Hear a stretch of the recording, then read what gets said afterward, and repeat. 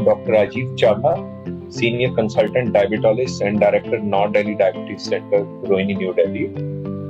It's nice to interact with you through this platform.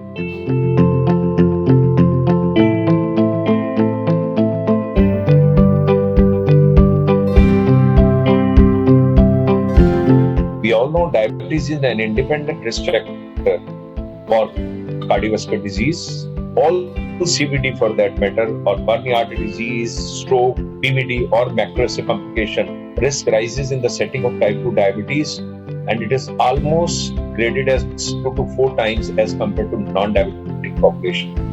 That is why it has been said that diabetics are CV risk equivalent. So all the guidelines today are absolutely aligned and absolutely unanimous that if you have multiple CV risk factors or established atherosclerotic cardiovascular disease, patient ideally should be on either GLP-1 receptor agonist or SGLT2 inhibitor, because with both we know there is going to be a 3-point MACE reduction, there is going to be a significant reduction in hospitalization with heart failure, as well as renal composite endpoints are also going to come down.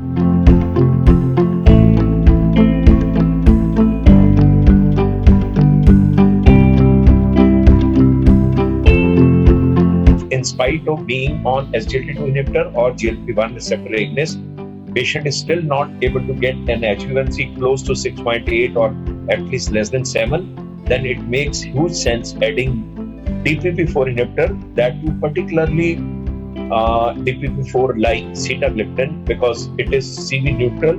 We are wiser from ECO study that CV risk with sitagliptin is hazard ratio is only 1, so there is no added risk of heart failure or any other CV endpoints with sitagliptin. So that is how someone who is not getting a good control on SGLT2 inhibitors or GLP-1 receptor agonists, or neither they can afford or they are not tolerating one of these drugs, they will be the best candidate for sitagliptin therapy.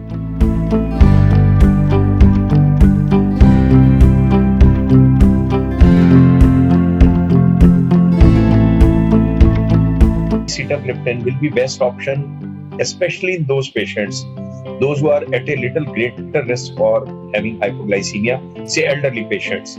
So their sitagliptin comes out to be very, very safe, because it will neither increase the risk of hypoglycemia nor it will increase any cardiovascular risk, as I already said, based on ECO's data.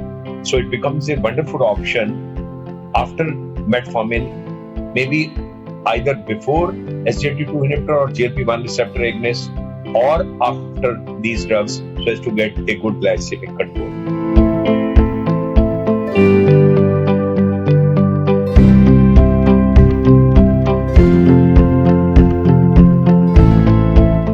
Those who are already on metformin and maybe they are already on SGLT2 inhibitor or sulfonylurea, but these days we understand that if the HbA1c, what that patient has in that particular setting, is more than higher or higher than 1.5% as compared to the target values, like most of our patients, we will target an HbA1c close to 6.8 or 7, but if you see the baseline HbA1c in that patient is already close to 8.3 or 8.5, it makes huge sense of starting or adding a combination therapy. Then we should not go by a stepwise approach that we wait for 3 months and then add on another drug. Best in that setting will be that right in the beginning we may start it as a combination of maybe metformin with DPP-4 for getting a good glycemic control, or maybe after metformin we can also combine a DPP-4 like sitagliptin along with an SGLT2 inhibitor, which could be dapagliflozin after metformin, to get not only a euglycemia without a added risk of hypoglycemia, and we know both the drugs are going to work in a synergistic way.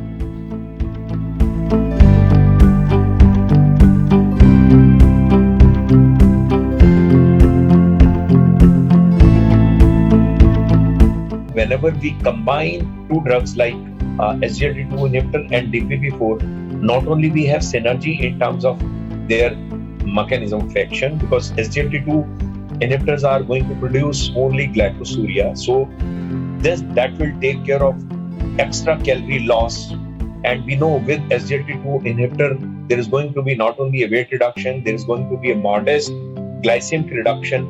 But we know moment you are on SGLT2 inhibitor, because of glycosuria, because of that calorie loss which happens on daily basis, about 300 calories get lost because of almost 80 gram of glucose gets excreted through the urine. So patient in the beginning might have higher expression of glucagon. So all those patients with type 2 diabetes, their alpha expression increases, and obviously the glucagon action goes up so as to prevent that ongoing loss of calories. So there, if you add a combination of SGLT2 inhibitor with DPP4 will suppress alpha cells. So DPP4 once combined with SGLT2 inhibitors will suppress glucagon overexpression. Not only that, this becomes a synergistic action. So if you are combining SGLT2 inhibitor with DPP4, you are not only improving in creatine, in fact, you are suppressing alpha cell overexpression, and you are also reducing glucotoxicity,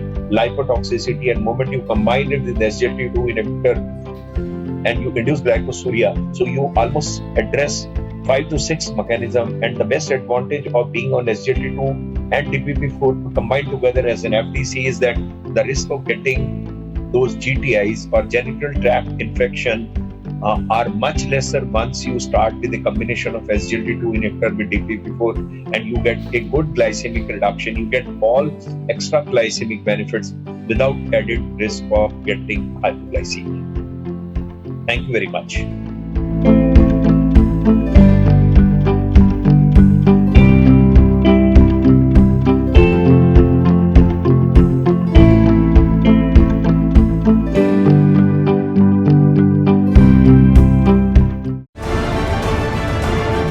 Insights from the world's best medical minds.